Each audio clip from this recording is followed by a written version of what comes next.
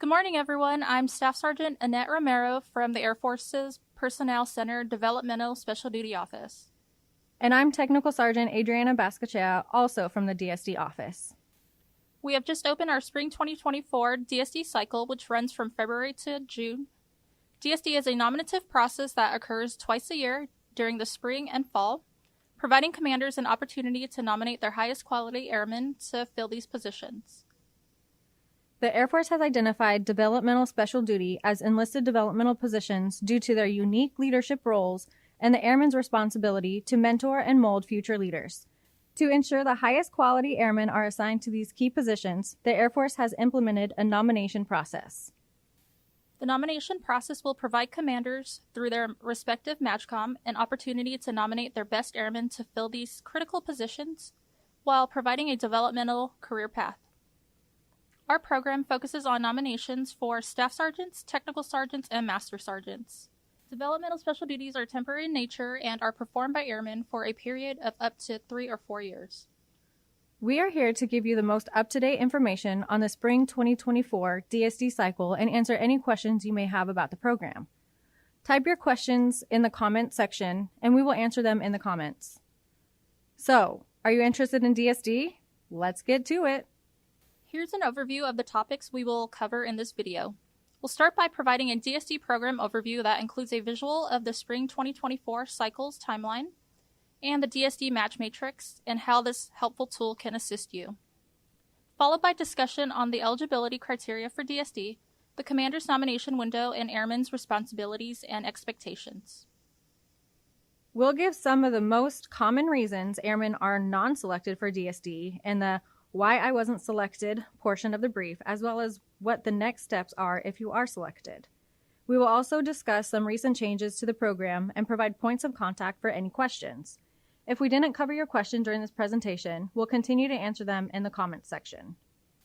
We'll start with the DSD program overview. The spring cycle begins in February and ends in June. Assignments for the Spring 2024 cycle will have report no later than dates of October 2024 through March 2025. The Air Force has identified 5 special duties as enlisted developmental positions. Those AFSCs are outlined here as military training instructor, military training leader, professional military education instructor, recruiter, and developmental advisors. AFSCs that are nominated and selected within the DSD cycle are also outlined in the slide. Next, we'll address our biannual requirements. Each cycle, there are approximately 15 to 20,000 airmen initially eligible. Of those 15 to 20,000 eligible candidates, about 14 to 15,000 are screened and reviewed by the MAJCOMs. After vetting and reviewing eligibility rosters, Wings and MAJCOMs nominate 5,000 to 6,000 airmen to fill approximately 1,000 vacancies each cycle. That is a selection rate of 5 to 7%. If you compare this percentage from the initial group of eligible airmen, this is an extremely competitive process. 1,000 airmen are selected from the 15,000 eligible airmen. Here is a visual of the Spring 2024 cycle timeline. The cycle starts in February with AFPC's internal process. This includes analyzing DSD requirements and working career field managers for releases. Commanders and MAJCOM A1s have 4 weeks to vet and nominate airmen who are eligible for DSD consideration. Once the nomination window closes in April, we will proceed to the matching process. Also in April, AFPC begins matching or selecting the most eligible candidates for further screening by hiring authorities.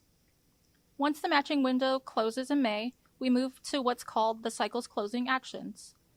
This includes loading assignment actions and a cycle hot wash.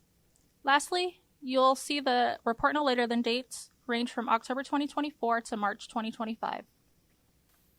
Now we'll talk briefly about the DSD match matrix. This document is updated at the beginning of each week of the matching phase and published to the Developmental Special Duty MyFSS website.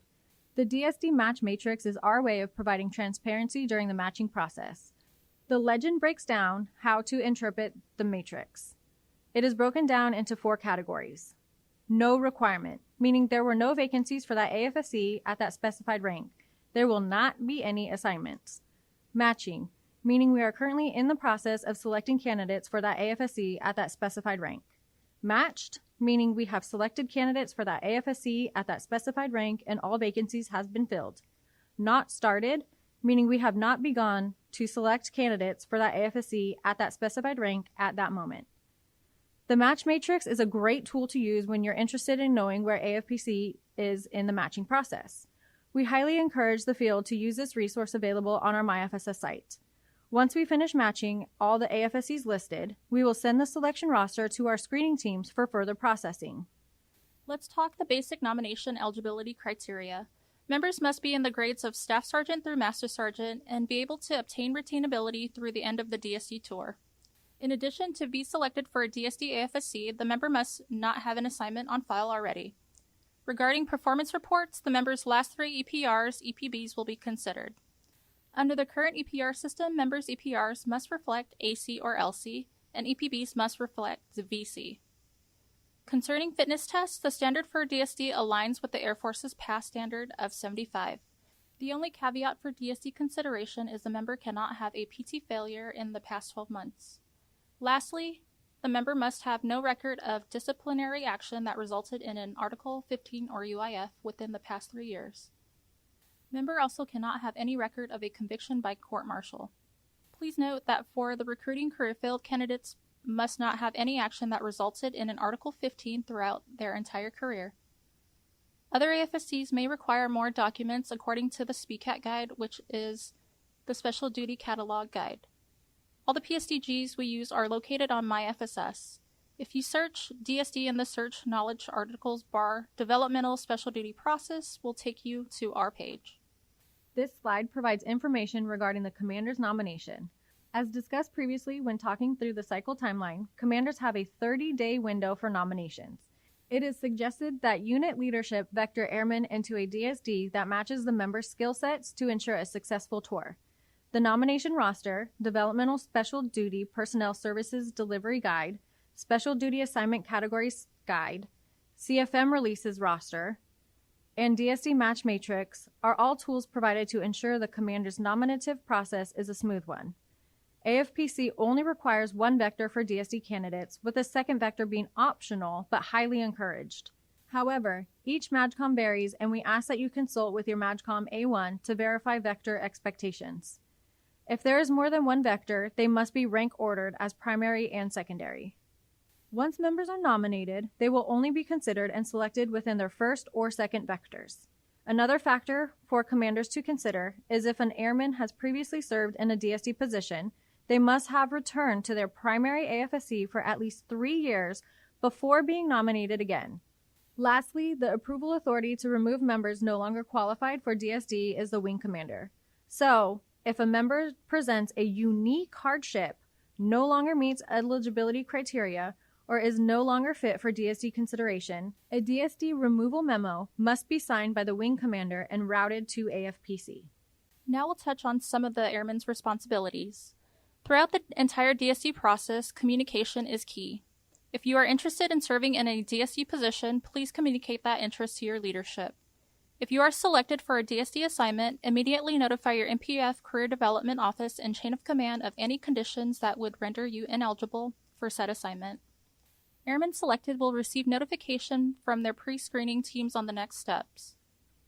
Not completing SPCAT requirements is not an option. Another responsibility of the airman is to verify your records are up to date and ensure you are being considered and screened accurately and efficiently. Lastly, airmen who are nominated will be vulnerable for DSD assignment selection for up to 6 months, as ATC can take up to 6 months to run mini cycles after initial DSD selection. This vulnerability does not prevent members from applying or obtaining any specific assignment selection, unless officially selected and notified of a DSD selection. Please channel any questions or concerns you may have through your respective MAJCOM A1.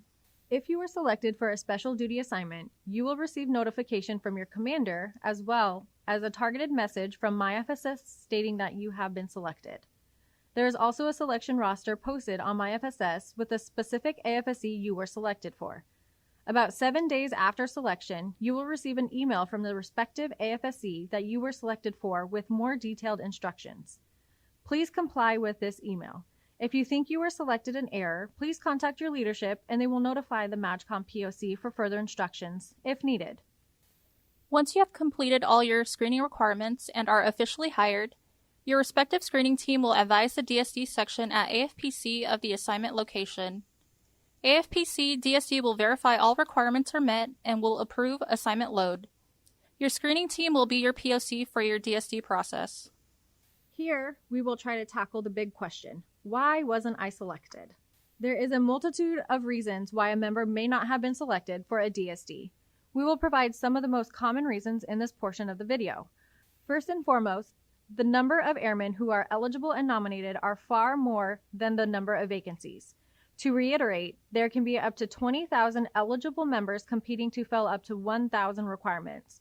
So the most frequent reason a member was not selected for DSD assignment is all requirements were filled by airmen who were more eligible based on assignment rules. Another common reason airmen may not have been selected for DSD is there were limited or no career field manager releases available. There are times when CFMs provide limited or no release at all. This usually occurs when their career field is critically manned.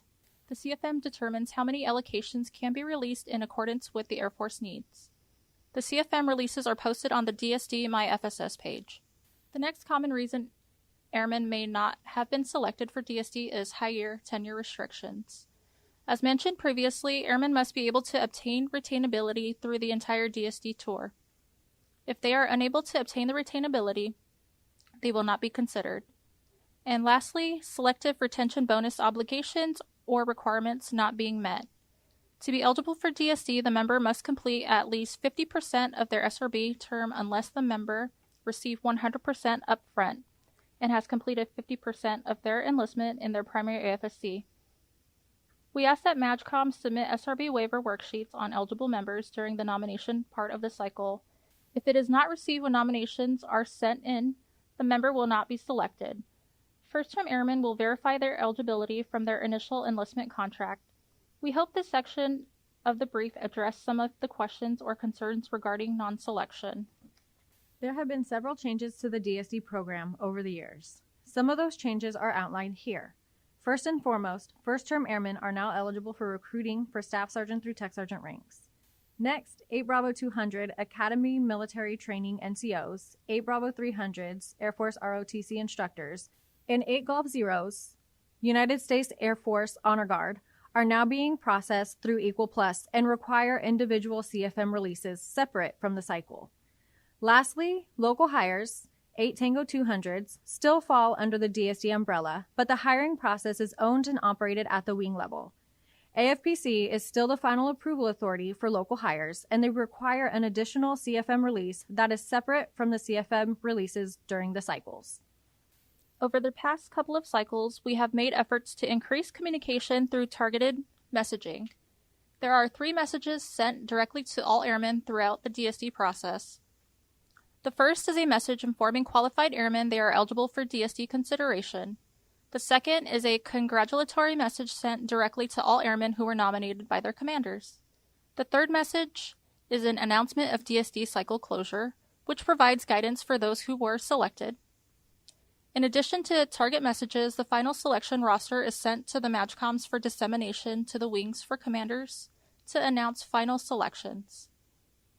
Final selection rosters are posted on our My FSS site at the end of each cycle.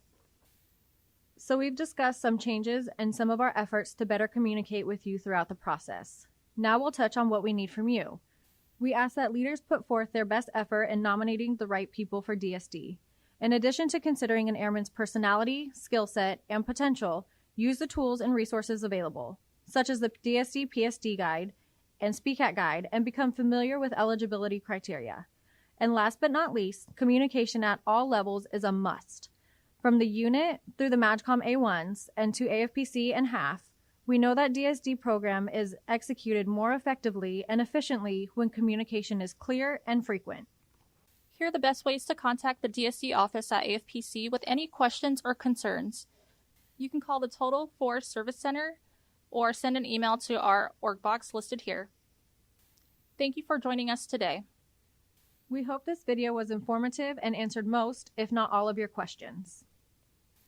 The Developmental Special Duty Program nomination season is here, and the upcoming nomination phase will be in full swing by March 2024. Please work with your local leadership and MAJCOM A1s for specific questions regarding vectoring and nomination. Nominations will be accepted through April 2024. We look forward to seeing your name.